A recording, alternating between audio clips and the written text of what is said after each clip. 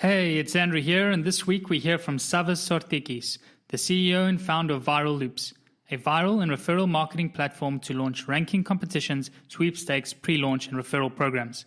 Savvas walks us through some of the early mistakes made and big wins they had, the importance of customer success at the very early stage, and how they go about tackling churn and retention as a team. You need to invest. And we saw these different... You don't just gun for revenue in the door. This is CHURN.fm, the podcast for subscription economy pros. Each week, we hear how the world's fastest growing companies are tackling churn and using retention to fuel their growth. How do you build a habit-forming product? We crossed over that magic threshold to negative churn. You need to invest in customer success. It always comes down to retention and engagement. Completely bootstrapped, profitable, and growing. Strategies, tactics, and ideas brought together to help your business thrive in the subscription economy. I'm your host, Andrew Michael, and here's today's episode. Savvas, welcome to the show. Hi, Andrew. I'm really happy to be here. Yeah, it's fantastic to have you. I think we've been chatting for quite a while now, and your company Viral Loops has really got some interesting use cases and stories to share with our audience. So, as you know, the podcast now is really just trying to dig in and dive into different strategies taken by companies of all sizes and individuals from all of these companies in different roles of what they've really tried and tested when it comes to tackling churn and retention. So I'm going to hand it over to you, Savvas, and ask, do you have any good, interesting stories that you think our listeners would be interested in, things you've tried to tackle churn? Yeah, sure. So I think when we got started, an interesting story is that we're a bit late on getting into customer success. And I think the actionable takeaway here that I want to share with you is that you need to invest in customer success early on. So maybe it's different for other industries, but for Viral Loops, which is in the software as a service business, we're a self-service product, meaning that we are really low touch on onboarding. So we don't have a sales heavy model. In the beginning, we thought that, okay, we're going to be, let's say, the next chain for referral marketing. And we thought that if you're a self-service product, you don't need a lot of things on the onboarding side and on, taking care of your best customers, maybe with some hands-on work. So in the beginning, we were doing the support, all of the team, when we were 5 or 6 people. And we were focusing on top of the funnel growth because we believe that we couldn't measure basically retention and churn if we have a very low volume of customers and actual users. Because also I think it's important to note here that we're not a freemium product, so everybody needs to start paying us. And that means that we have lower volumes than freemium products to measure retention, engagement, and similar metrics. So for us, it was game changing when we hired the first customer success person. What we did in practice is that we didn't do any sophisticated customer success stuff because back then we didn't know anything about it. So we decided to just email our customers and tell them that, okay, if they need something, we can hop on a call with them. And for me, that was a huge mistake that we did in the beginning because we didn't do that early on. So that's the first takeaway from that story.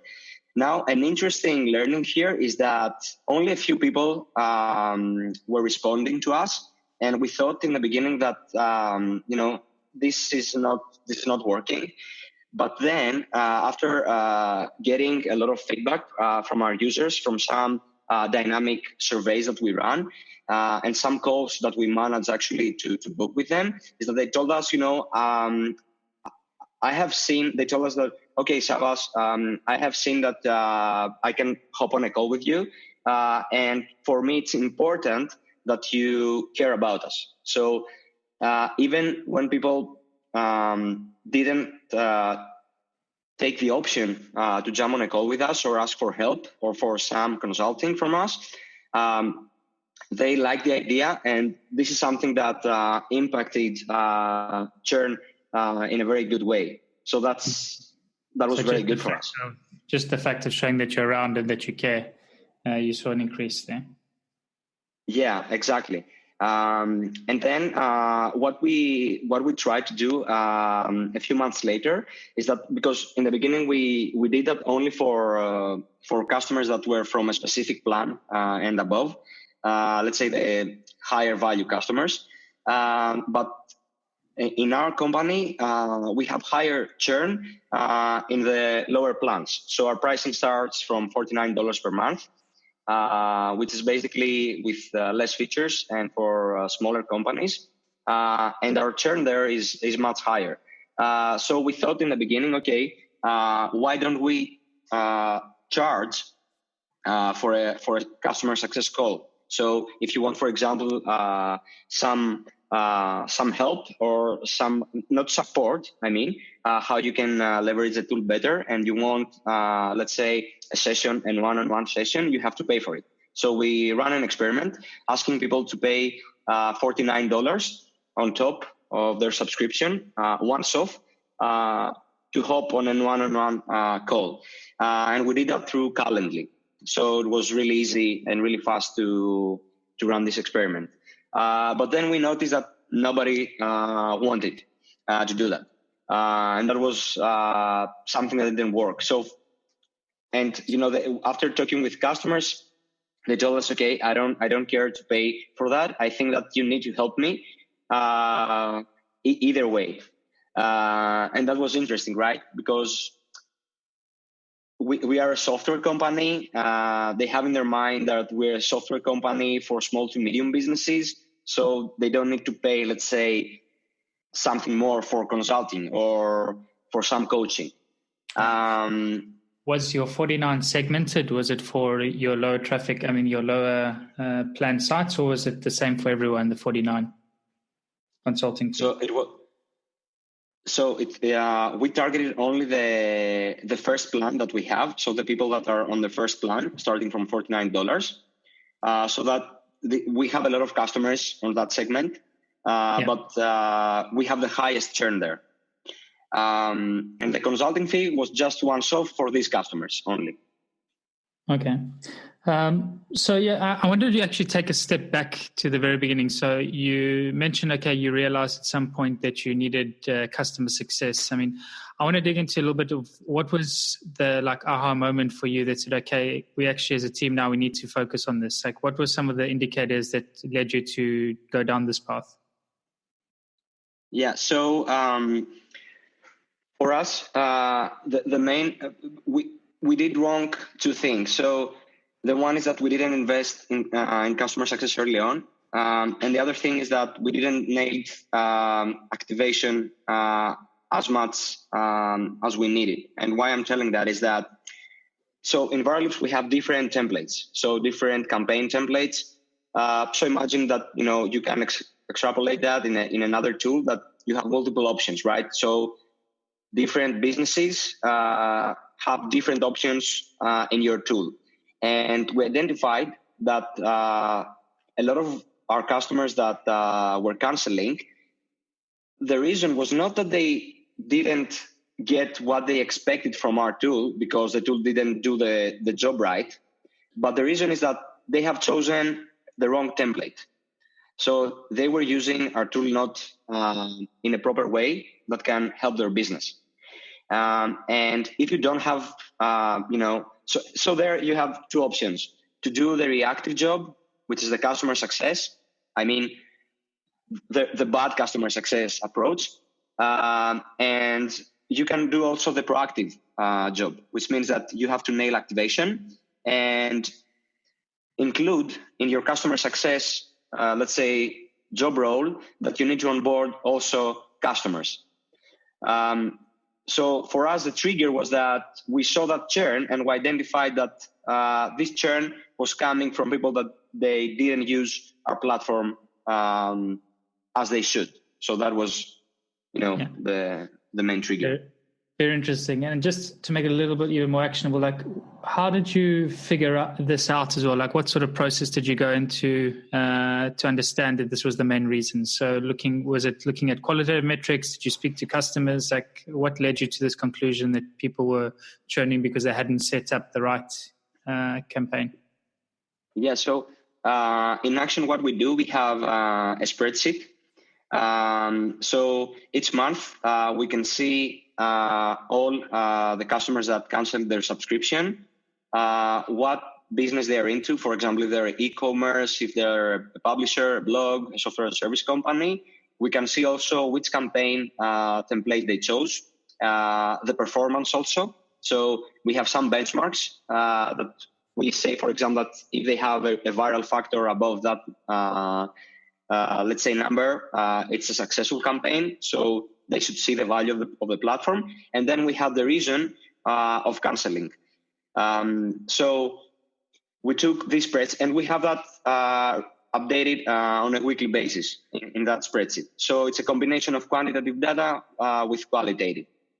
And then we digged into these metrics and we saw that a lot of customers that they were churning, for example, e-commerce, they were using their own campaign templates.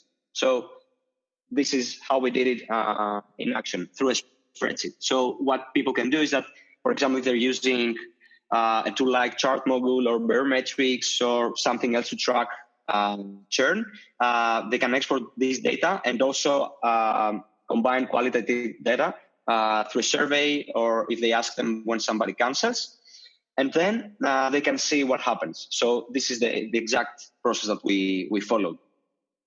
Very interesting.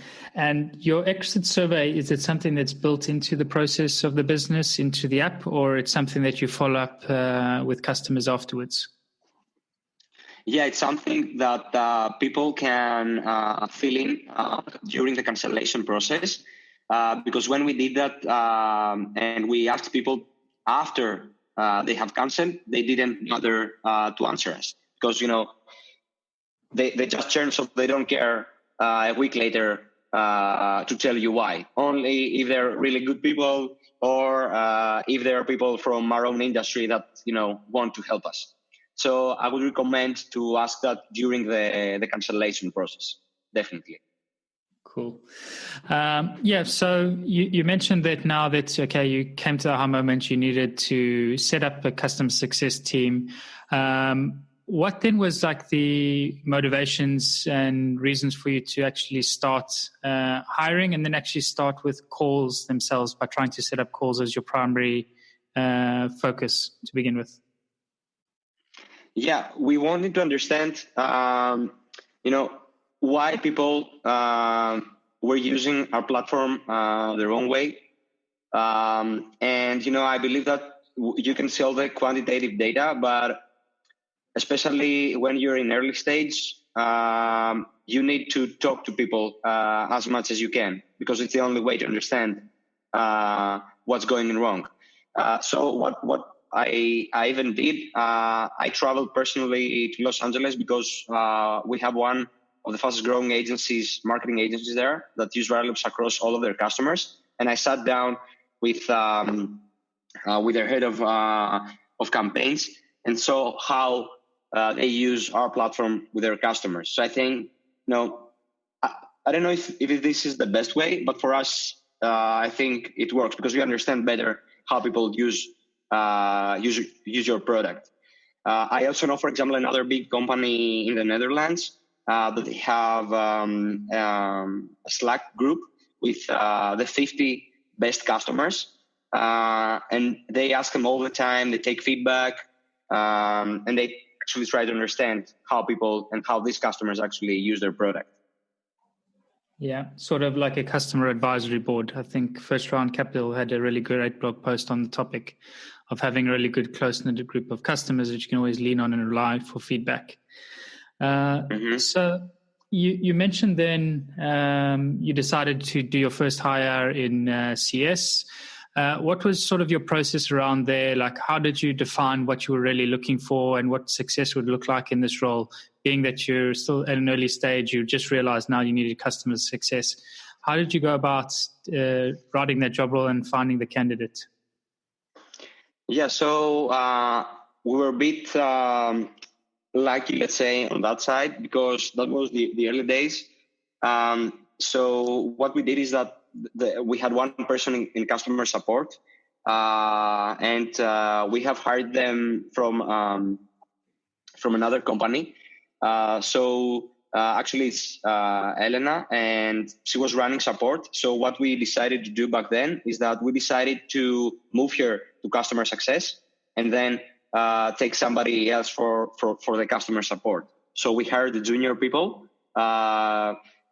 junior person to run customer support, and Helena started running customer success. Well, it's a very interesting transition as well. And I guess it probably helped a lot speed up the process, not having to deal with the knowledge gap and teaching somebody new how the product works and what success looks like. Yeah, exactly. Cool.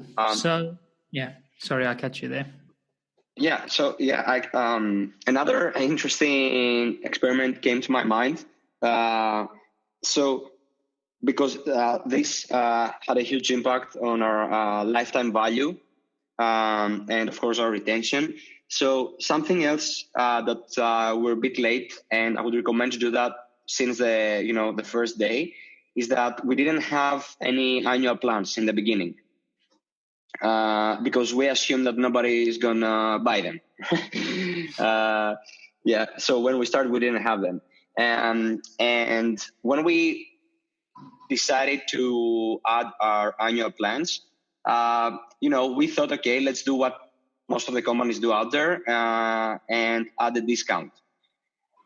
But if you think about it, everybody does it. And I think that people want more. And especially in our case, one of the main lessons learned during the 3 years that ViralLoops runs is that we're a marketing platform. We're specialized in referral marketing, but we're in the marketing space. And people, they don't need just a platform, but they need all the marketing expertise from us. So what we're trying to do is that we're trying to put all the marketing expertise into the platform, for example. And when we added the annual plans, in the beginning, we added the discount, 20%, 25%. We experimented a bit with the discounts. It worked well. But what worked much, much better is that when we added the strategy call, the strategy session, and the marketing coaching, as we call it. So what we do actually is that whenever somebody subscribes to an annual plan, we help them on board actually to ViralLoops, but not just from a technical side of view, but we give them an initial strategy call to help them, set up and choose the right template. And we give them marketing consulting in general around word of mouth referrals and even their business in general, because we're coming from the marketing space. And then we have on a specific time frame, we have more calls. We track their performance, and then we coach them actually on how to leverage our platform and also leverage our platform related to the other marketing campaigns and the other marketing tools that they use. So actually a bit of something like services help them actually, help us convert more people to our annual plans. Very interesting. And so you removed discounts, you switched to offering more of a service base as well on top of the added benefits. What sort of conversion rates were you seeing before and after with these experiments? And if you don't mind, what is your breakdown to look like today, annual versus monthly? Yeah. So at the moment, the breakdown is that almost, let's say the last 3 months, around, I think, 20%, 25% basically. So before the coaching and the strategy calls, we had just 10%, 10 to 15%. That they were going to annual plans, but now it's around 25%, because at the moment we have the discount, but we also have the strategy calls, and we also have an expansion mechanism. So one of the main focuses of for customers that stay after 3 months is not just to keep them, but to turn them into an annual plan or a 6-month plan. So we even have a 6-month plan,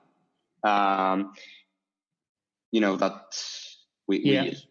And how are you setting that up then as well? So for existing customers, sign up monthly. What does a typical process look like then for that expansion or that upsell to try and get them to yearly? So the first thing is that we need to make sure that, we also have another, let's say, a main characteristic as a platform. So some of our campaign templates have a pause, let's say,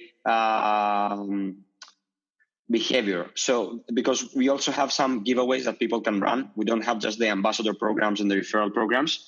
And that means that some people may choose, let's say, giveaway. They can run it for 2 or 3 months, and then they may cancel their subscription, even if they're happy with the product. So for the expansions, we do 2 things. We focus on those that use the long-term campaigns, as we call them, like referral marketing campaigns, Dropbox style, Airbnb style, and this kind of stuff. When we ensure that they're happy with the platform and they're successful. So we try first to make them successful. And then what we do is that we send them an email, personal email from customer success. So we have a specific segment actually in Intercom. And whenever somebody meets some specific criteria, so we want to meet both these criteria, I mean, happiness and success. So this is when we trigger the expansion flow. And for people that use our platform for, let's say, short-term campaigns like giveaways, we don't focus on actually upselling them a longer plan, like a 6-month or a yearly. But what we do is that we try to upsell them to a more long-term template, like referral programs, and then they get into the flow for the multi-month expansion. Interesting.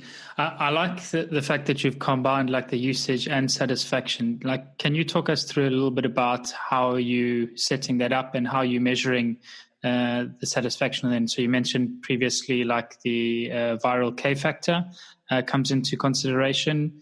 Do you want to walk us through that a little bit and how that looks on your side? Mm-hmm. Sure. So for us, especially the satisfaction, we measure it not very sophisticated, at least for the last 6 months. But now we're doing a bit of a revamp. So what we do is that the first thing that we look is how much time it took them to launch viral loops. And we can do that from the activation actually time frame. So for us, when a customer gets a campaign live, that means he's an activated customer, even if he hasn't paid yet. So that's the first thing. So how much time it took them. The second thing is that we look into the intercom conversations.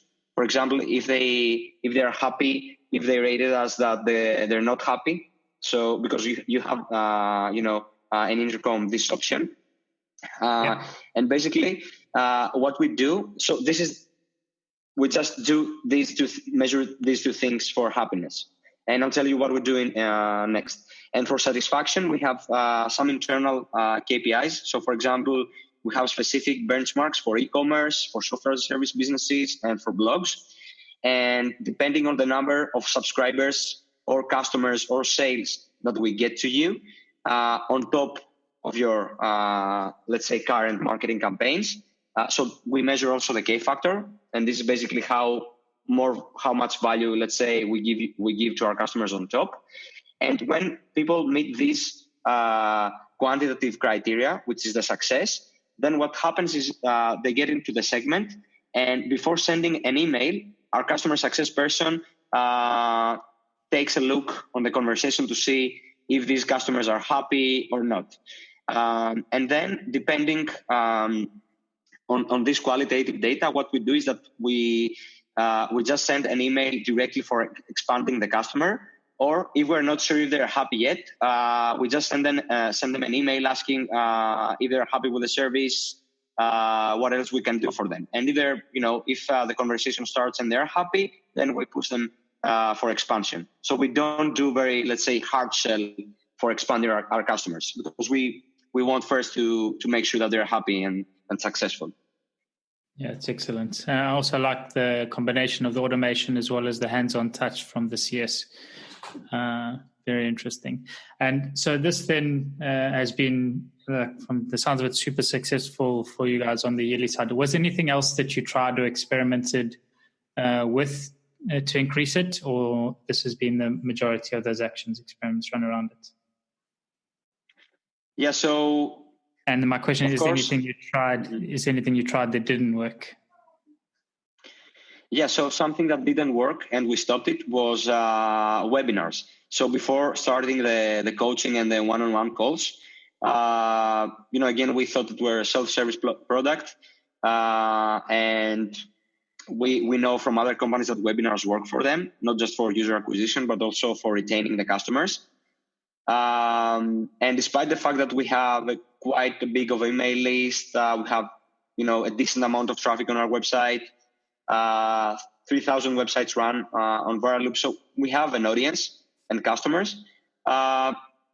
Only very, very few people were showing up in the webinar.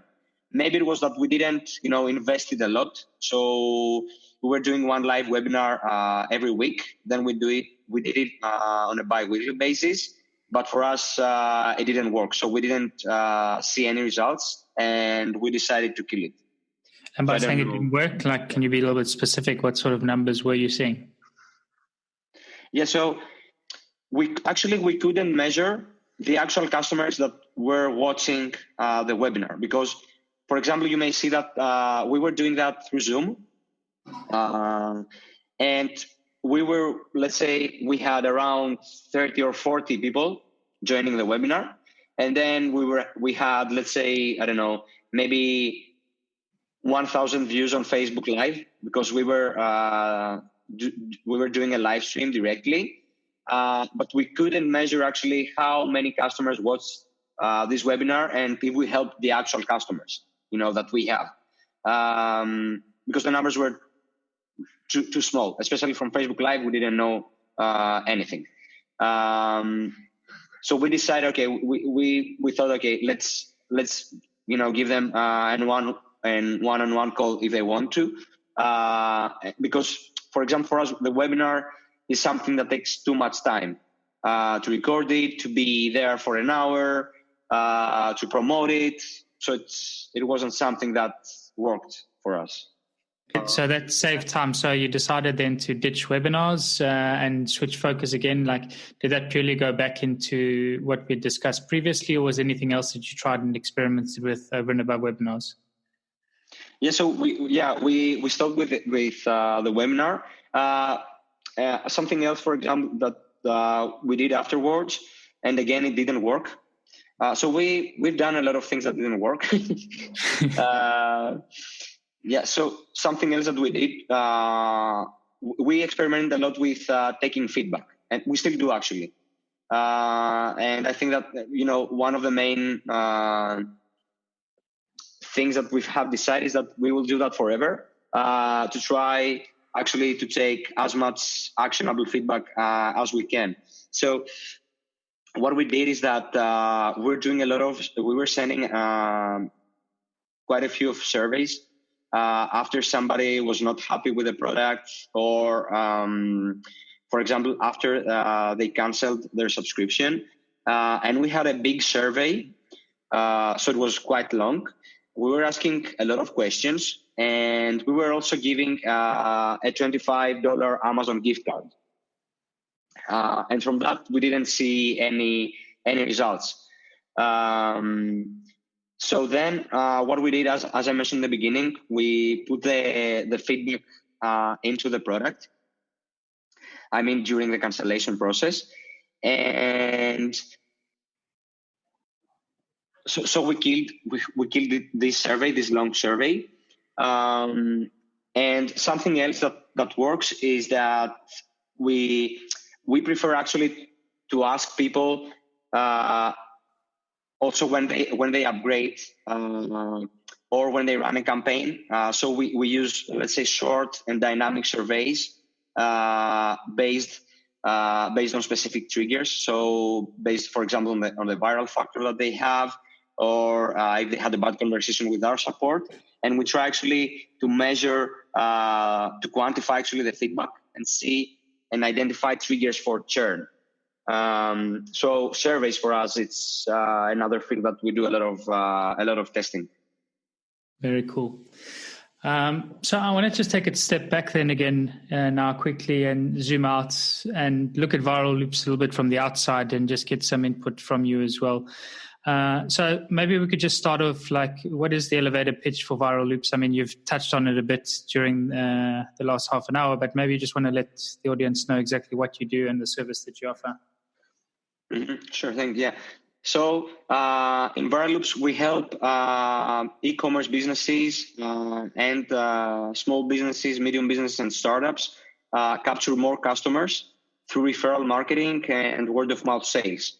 So we offer actually predefined campaign templates inspired by companies like Dropbox, Airbnb, Harris, Robinhood, and others that companies can use to grow their business. So we help you with lead generation, growing your email list, getting new customers from referrals, and at the moment also we're hopping into the Facebook Messenger platform. So people, because a lot of people get Messenger subscribers, so you can run actually the Viral Loops campaigns through Facebook Messenger bots.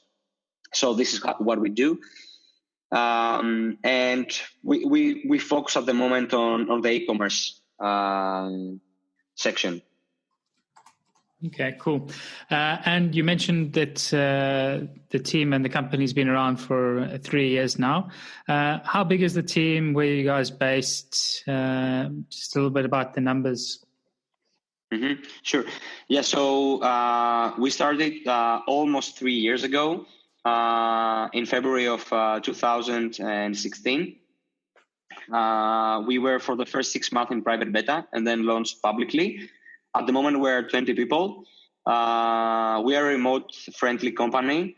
Most of our product and engineering is based in Greece, and we also have our marketing and sales in the US. And basically, people work from their home. We have also an office in Athens, but a lot of people from our team works remotely. Very cool. And you touched a little bit on, I think, the sites and how many customers you had earlier, but maybe you just want to talk us through a little bit about where you are in your growth stage now as a company. Mm-hmm. Yeah, sure. So at the moment, we have 700 customers that use Viral Loops across 3,000 websites. Maybe it's 3,500. We grow quite fast for the last year. So we struggled a bit when we started the really early stage and the early days. And at the moment, we're focusing on e-commerce and especially on Shopify stores. So we just launched a new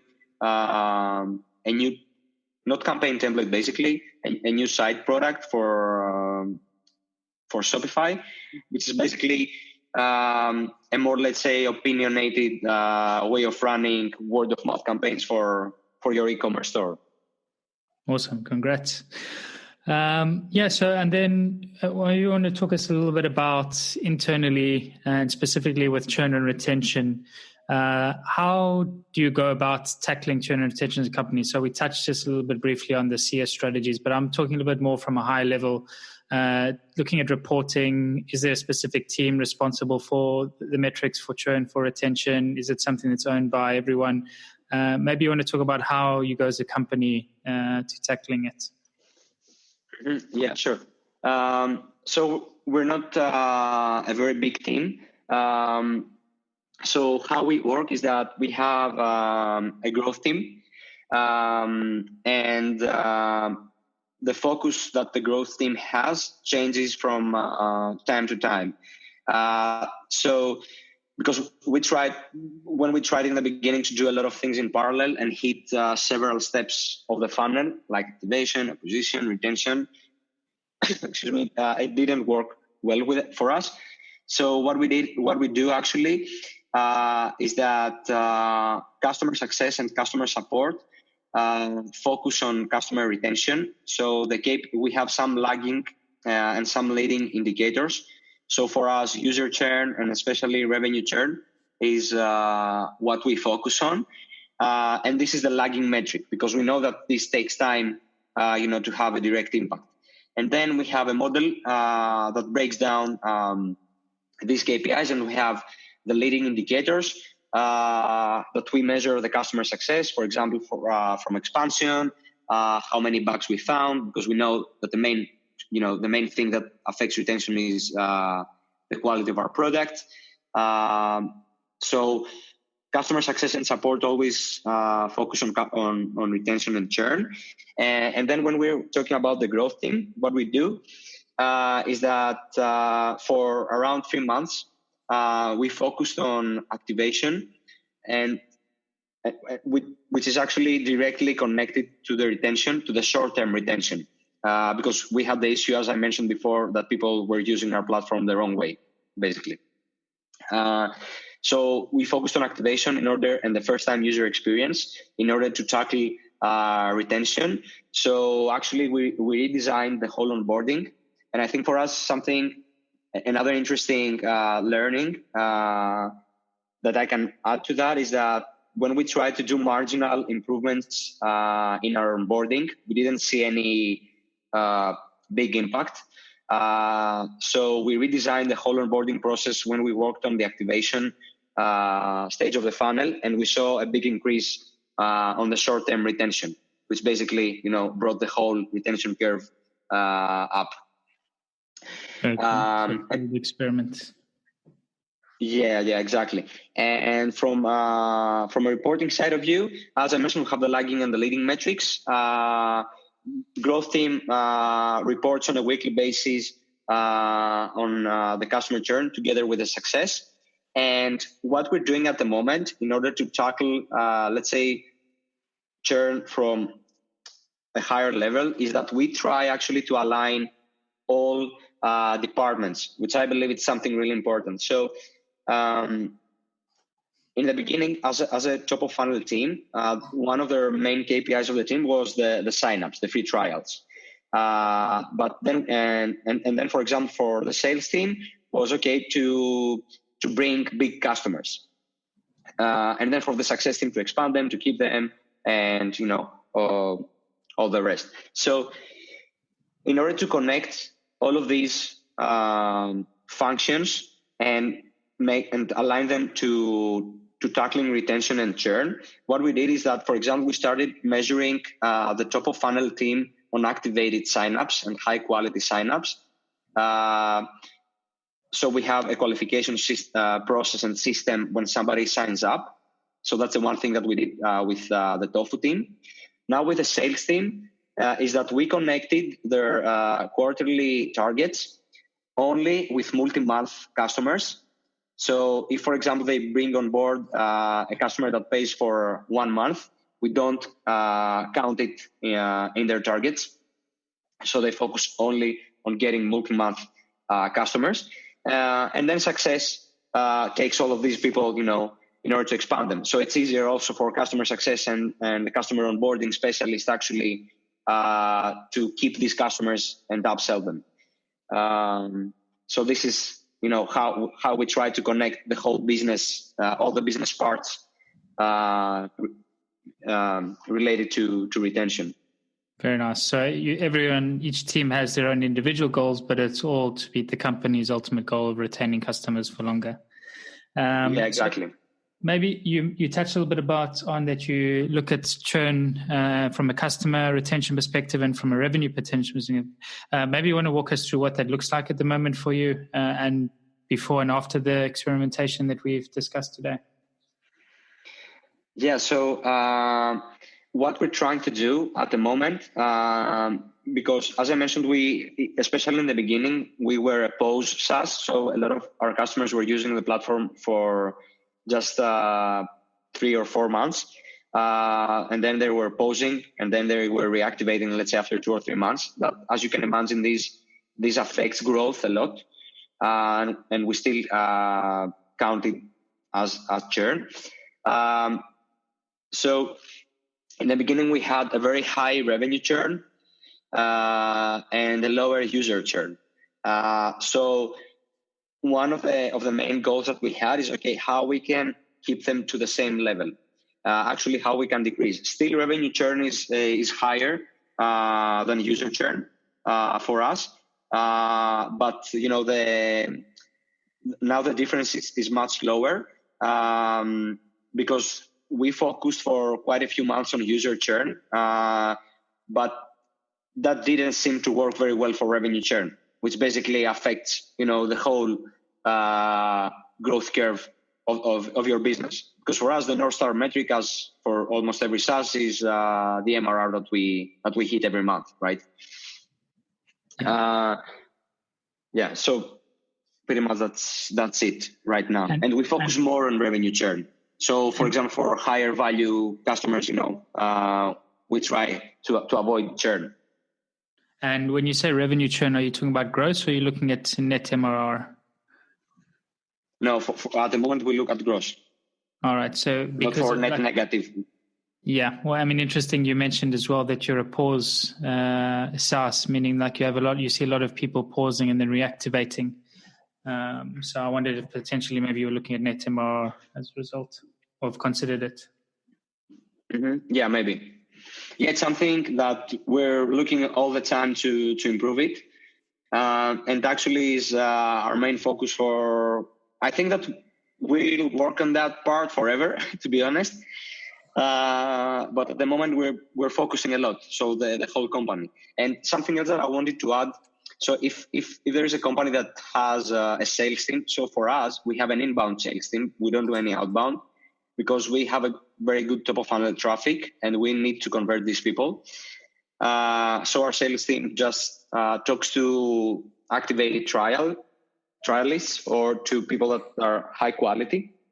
So something that helps a lot to make sure that your sales, because if we had our targets, the sales targets for our salespeople to just hit MRR, for example, they could go for a customer, ask him to pay $300 or $500 a month, and then after 2 months, we could lose him, right? But when we did the shift and focused on just the multi-month, they realized that, okay, I need to bring big customers to hit my target, but I also need to bring good customers, not just a customer that wants to run a giveaway, for example, for a month. So for us, this is something that had a big impact on the revenue churn, on how we decrease the revenue churn. Very nice. I like that you give that focus. And I think with that, Savvas, thank you very, very much for joining us today. It's really been interesting hearing what you've tried, from customer success to experimenting with your yearly plans and how the team operates. Wish you best of luck going forward and hope to hear from you in the future of how you've tackled churn and increasing retention for your business. Thanks for joining. Thank you so much, Andrew. It was amazing, and I can't wait actually to listen to the other podcast episodes, because I want to learn quite a few things about it. So I think it's an amazing series. So I can't wait for the next ones. Perfect. Thanks, Sava. Have a great day. You too. Bye, man. And that's a wrap for the show today with me, Andrew Michael. I really hope you enjoyed it and you're able to pull out something valuable for your business. To keep up to date with CHURN.fm and be notified about new episodes, blog posts, and more, subscribe to our mailing list by visiting CHURN.fm. Also, don't forget to subscribe to our show on iTunes, Google Play, or wherever you listen to your podcasts. If you have any feedback, good or bad, I would love to hear from you, and you can provide your blunt, direct feedback by sending it to andrew@churn.fm. Lastly, but most importantly, if you enjoyed this episode, please share it and leave a review, as it really helps get the word out and grow the community. Thanks again for listening. See you again next week.